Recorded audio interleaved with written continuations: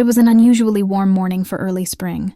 The sun had already risen high enough to bathe the garden in soft gold, touching every petal and leaf with gentle light. The low hum of bees and the delicate rustle of new blossoms carried a peace I had grown to depend on. For years, this small garden had been my refuge, a place where silence didn't wound as deeply, and the sharpness of grief slowly faded into something almost tender. That morning, as I knelt beside the roses, I felt it, a presence behind me. Subtle, hesitant, yet unmistakable. My breath caught as I turned.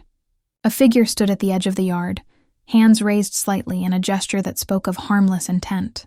The face was faintly familiar, someone I might have seen in passing but never truly met. A new neighbor, I realized. "I didn't mean to startle you," came a soft voice, polite yet heavy with something unspoken. The words hung in the warm air, and for a moment, I simply studied him. Tall, quiet, eyes shaded with more sorrow than light. He held a small paper bag, raising it like an offering. "I baked too many muffins. Thought you might like some?" I hesitated. It had been years since anyone had dared to step across the quiet boundaries of my solitude, yet something about him felt different, sincere, almost delicate in his own broken way. Finally, I nodded.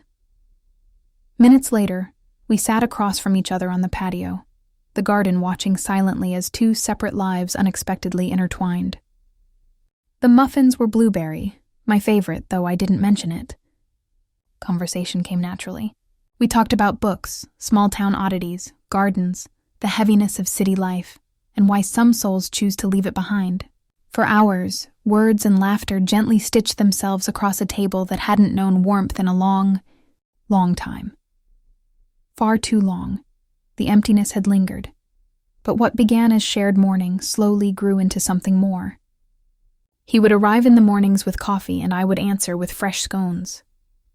Bit by bit, his story unfolded. A marriage falling apart. A man searching for a new beginning. I understood all too well. The silence inside an empty house can be its own kind of cruelty. One morning, he appeared again, cradling a small clay pot in his hands.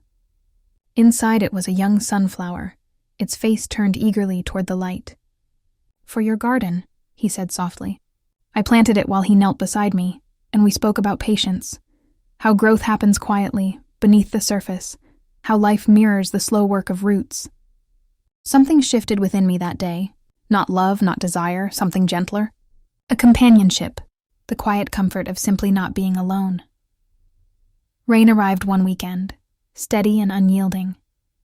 Gardening was impossible, yet he came anyway, 2 steaming bowls of chili in hand, a blanket resting over his arm. That night, we sat beside the fire, and the walls between us began to fall. For the first time, I spoke of the one I had lost, of the silence that followed, of grief that never really leaves. He spoke of betrayal, of love that fractured and left questions behind. There were tears, but also laughter, light and warm, like sunlight breaking through the clouds. The rain outside no longer felt cold. Days blurred into weeks. We painted the shed together, both of us splattered in color and laughter, like children at play. We wandered through the farmer's market, choosing herbs with the unspoken understanding that comes from shared healing.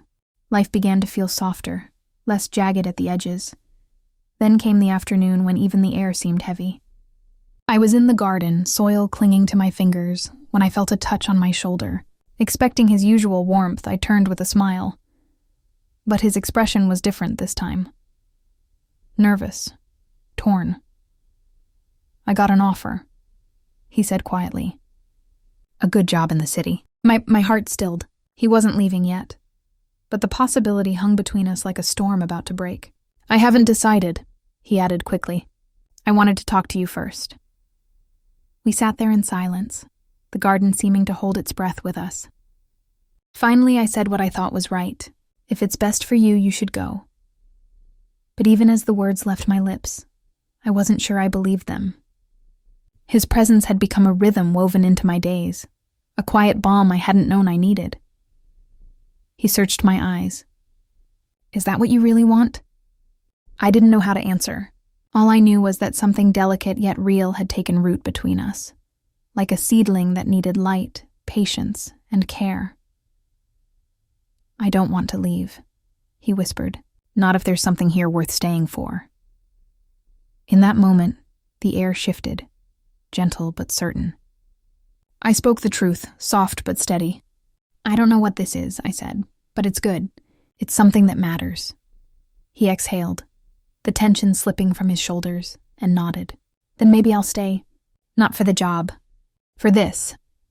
From then on, life moved quietly forward. Birthdays came with thoughtful, simple gifts.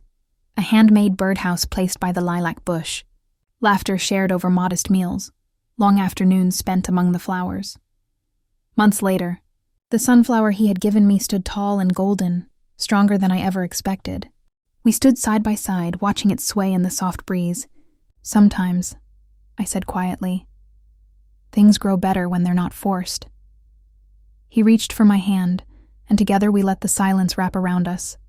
Not empty this time, but full. And in that tender stillness, I understood. Second chances don't arrive with fanfare or promises. They bloom quietly, in shared grief, in unexpected kindness, and in the steadfast presence of someone willing to walk beside you long after you believed the path was meant to be walked alone.